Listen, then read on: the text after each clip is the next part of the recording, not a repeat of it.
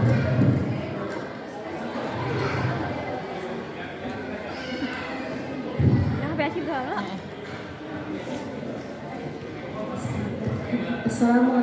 warahmatullahi wabarakatuh. Selamat siang para hadirin dan dewan juri yang saya hormati. Perkenalkan, saya Fitri Sudiani, guru kelas TK Nur Hidayah dari Desa Sungai Damar, Kecamatan Pantai Luci, Kabupaten Sukamara. Di sini saya akan mendongengkan cerita sejarah dari Desa Sungai Damar yang berjudul Cerita Asal Mula Pantai Tanjung Selatan beserta tradisi Kampung Tawa.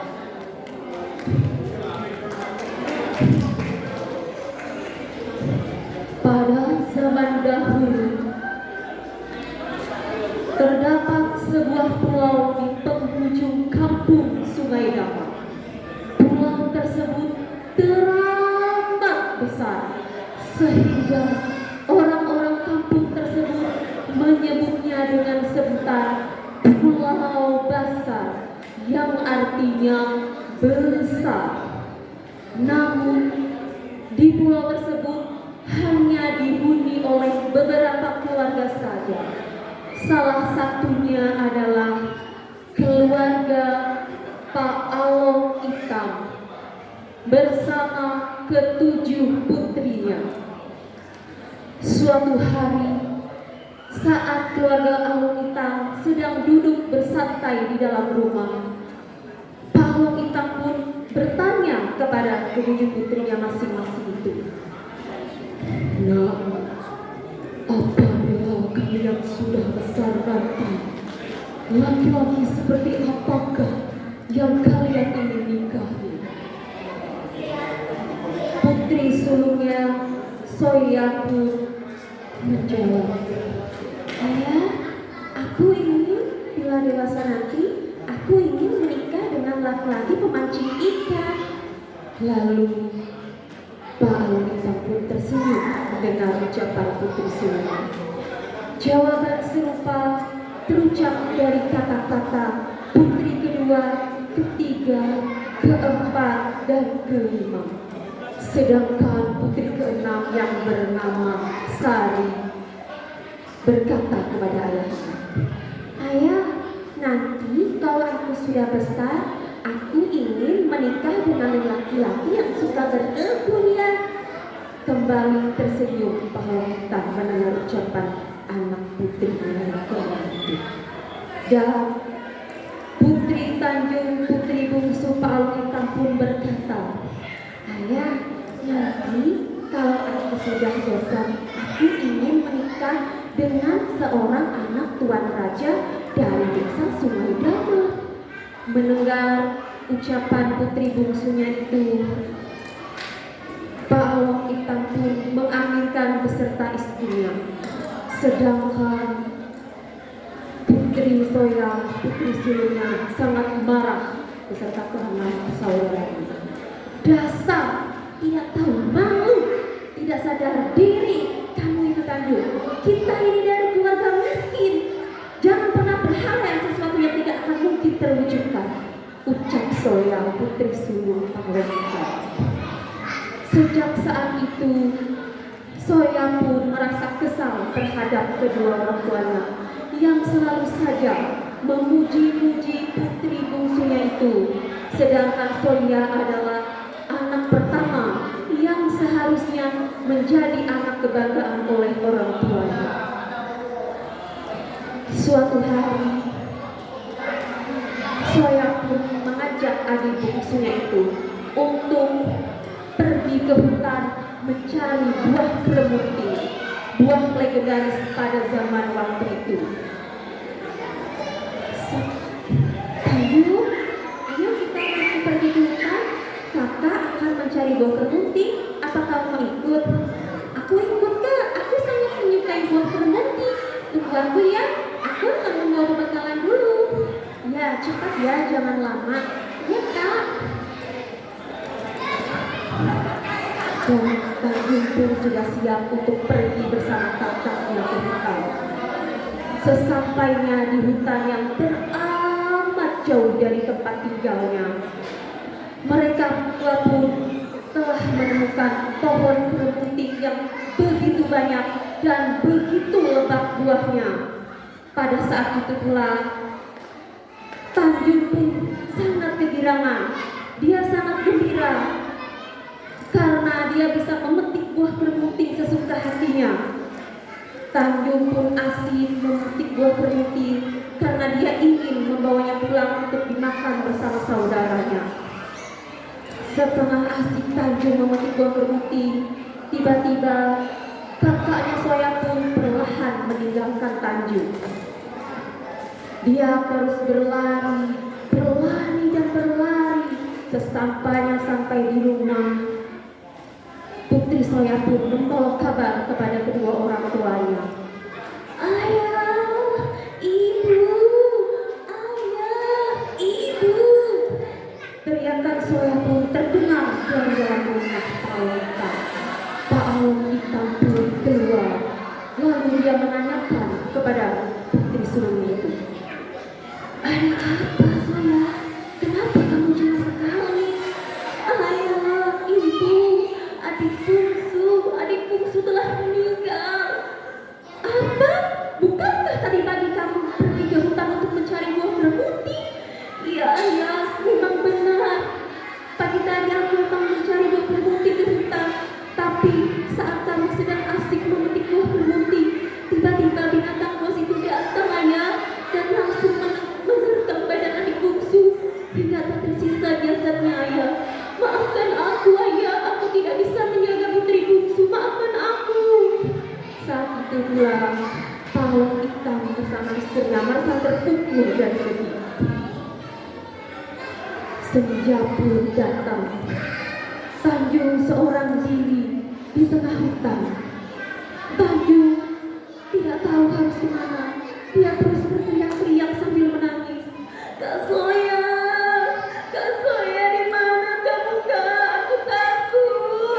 Aku takut di hutan bersendirian Kak. Aku tidak tahu jalan pulang. Aku takut Kak. Di mana Kakak berada? Hari pun semakin malam. Tanjung terus berlari sekencangnya karena dia ingin mencari pertolongan. Tak berapa lama kemudian, sepercik cahaya pun datang dari berasal pondok kecil di tengah hutan itu. Tanjung pun perlahan mendekati pondok itu dan memberanikan diri untuk mengucapkan salam.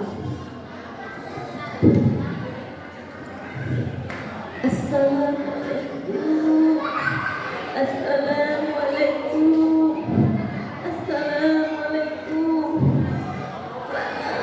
Waalaikumsalam. Sahut sang nenek tua di balik pintu.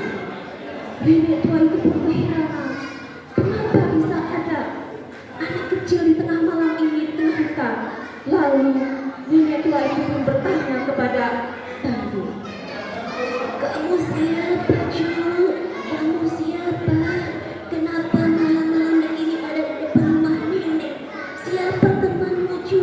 Siapa temanmu di sini?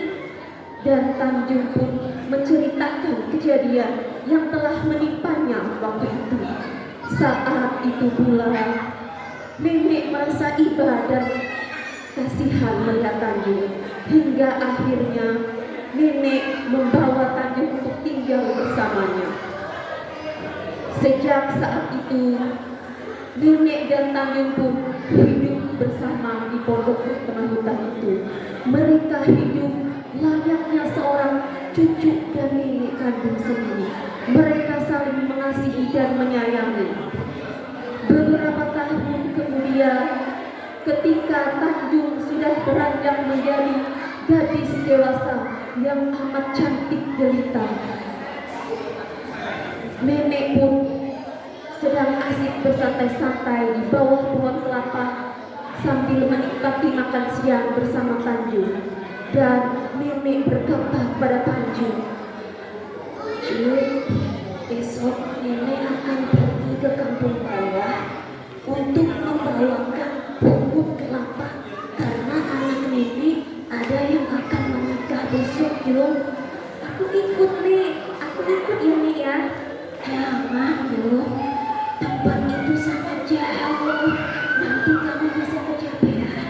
Kamu tinggal saja di rumah ya cuy ya. Tiba sampai dengan datang nanti. Jangan kemana-mana ya cuy ya.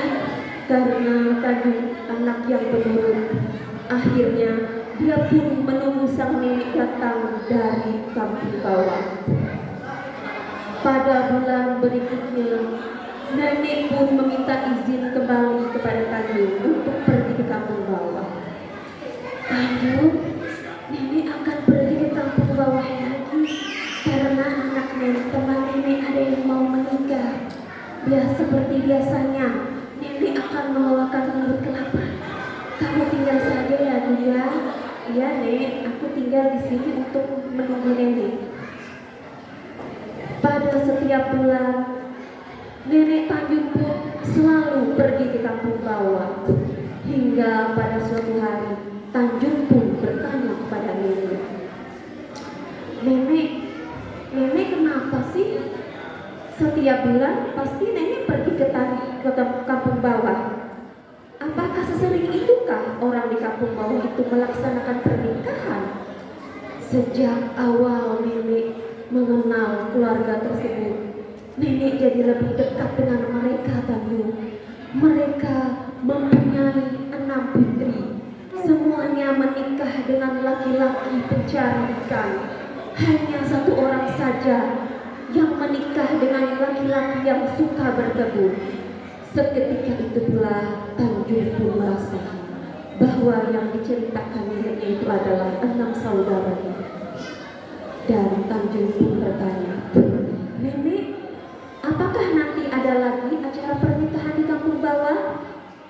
Ada Jung, minggu depan di kampung desa Sungai Damar akan mengadakan pernikahan putri seorang tuan raja. Aku ikut nih, aku bosan tinggal di rumah. Izinkan aku ikut ya Nek ya. Aku janji kok, aku gak akan mengeluh kalau kecapean. Aku ikut ya Nek ya.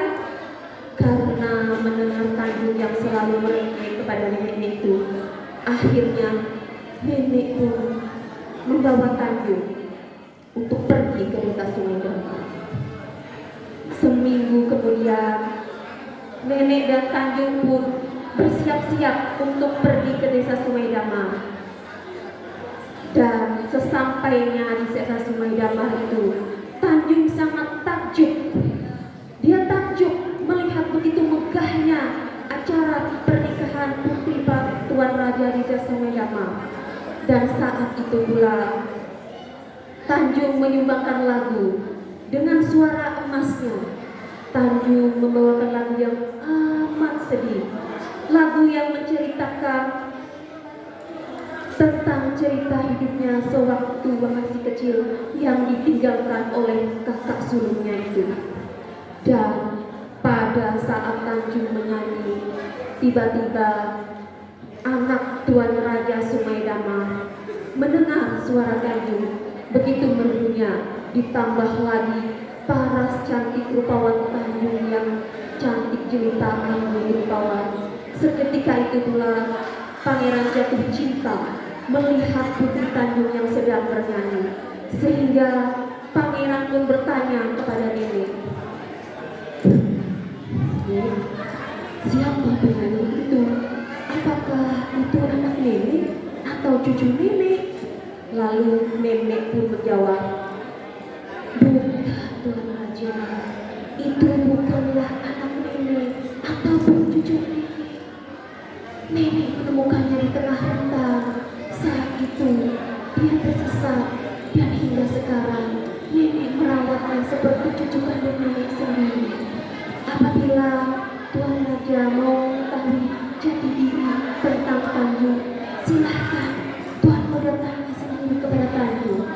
Akhirnya pangeran pun menghampiri Tanjung dan menanyakan siapa jati dirinya sebenarnya. Saat itu Tanjung pun menceritakan kepada pangeran dan dia menyebutkan siapa nama kedua orang tuanya.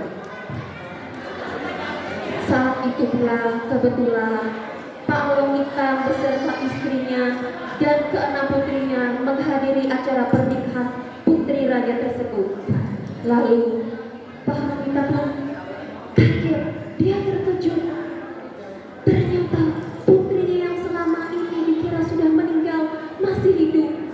Dan akhirnya mereka pun berkumpul berpelukan. Tangis sedih mereka puncak di saat itu. Sedangkan Soya, putri sulung Pak Ita pun menangis, menyesali perbuatannya. Tanjung, maafkan aku ya, maafkan karena dulu aku pernah meninggalkanmu di hutan. Maafkan aku, Tanjung, aku menyesal. Ucap Soya, putri sulung Pak Ita. Tanjung karena mempunyai sifat kepribadian yang baik, dia dengan ikhlas memaafkan kakak sulungnya itu. Saat itu pula pangeran pun berizin kepada ayah Tanjung.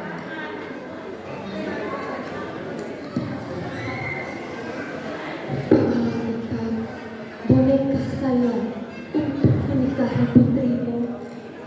Tentu saja boleh, pangeran. Seminggu berlalu, akhirnya pernikahan antara Pangeran Selaka dan Putri Tanjung digelar. Tepatnya di Pulau Besar di tepi pantai. Acara itu sangatlah megah hingga orang-orang sana pun takjub melihat acara tersebut. Dan pantai itu diabadikan hingga sekarang dengan sebutan Pantai Tanjung Selaka. Pantai digelarnya di mana pernikahan Tanjung dan Pangeran Selaka. Setiap ada acara di Pulau Besar yang akan melakukan sesuatu maupun pembuatan bangunan di pulau tersebut, masyarakat Sungai Damar selalu mengadakan acara syukuran atau selamatan di Pantai Tanjung Selaka. Mereka membawa tampung tawa yang berbahan dari daun seribu dan kunyit.